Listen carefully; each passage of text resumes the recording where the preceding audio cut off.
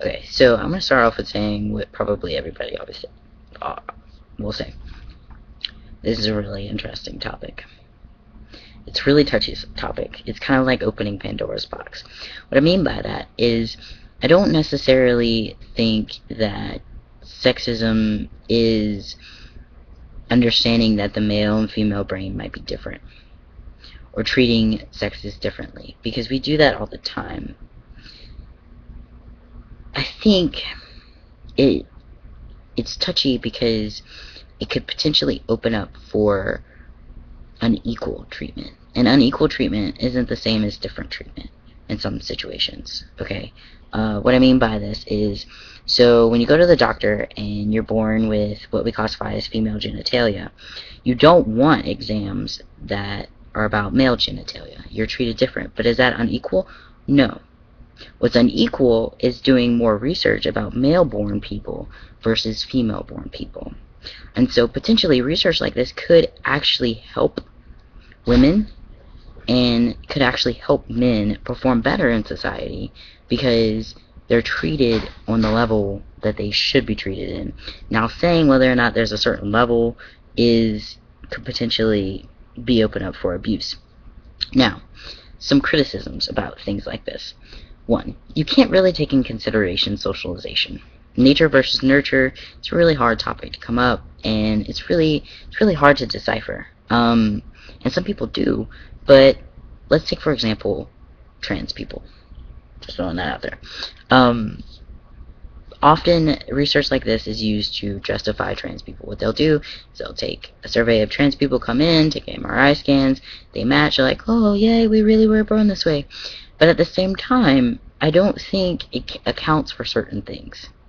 So one, even now, like when I am treated as male in society, there are certain parts of me that were treated as female before.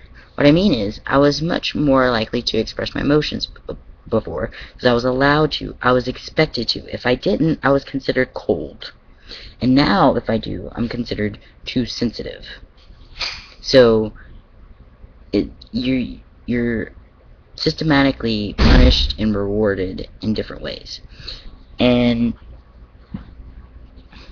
so, I think that's hard to account for. So that's one part of it.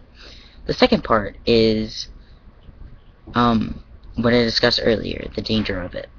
It's kind of like opening Pandora's box. And no one really aims to do that, and I know they probably have the best intentions in mind, but everyone has a sex, and so how do you really have a controlled experiment about this without having biases?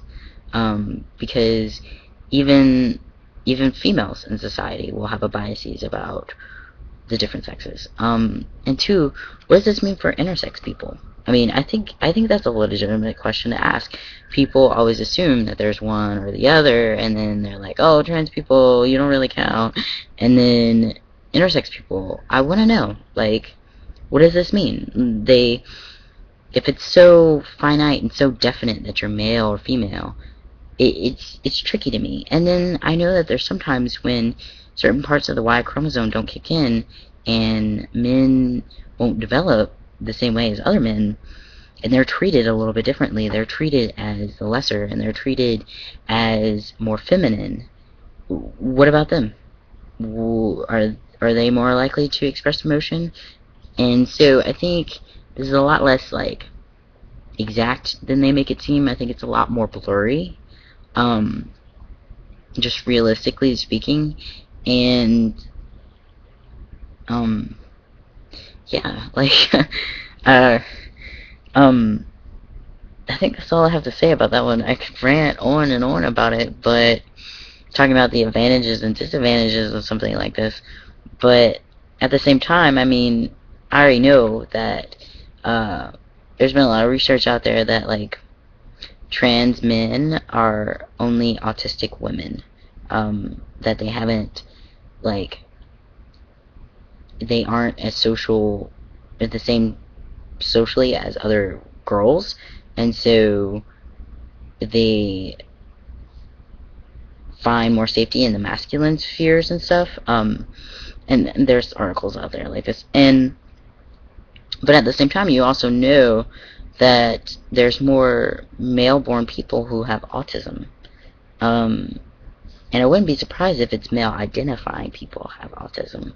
And so I think these are important things to discuss, because, like I said about the genitalia thing, you want accurate treatment for what you have. And everyone has that right. And I don't think that's necessarily sexism. I think it's being fair.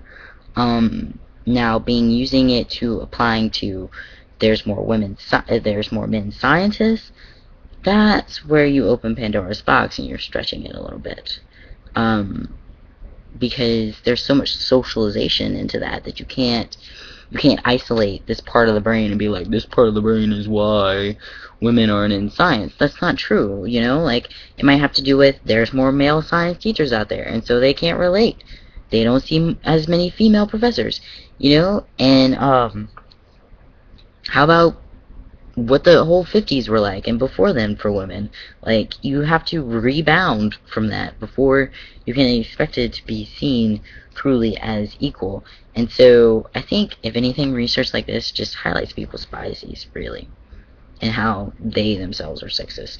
Everybody can be guilty of it, because it's kind of like air pollution when you're born. And even when you want to isolate your kid as a parent, it's still there. It's at school. You get socialized in certain ways.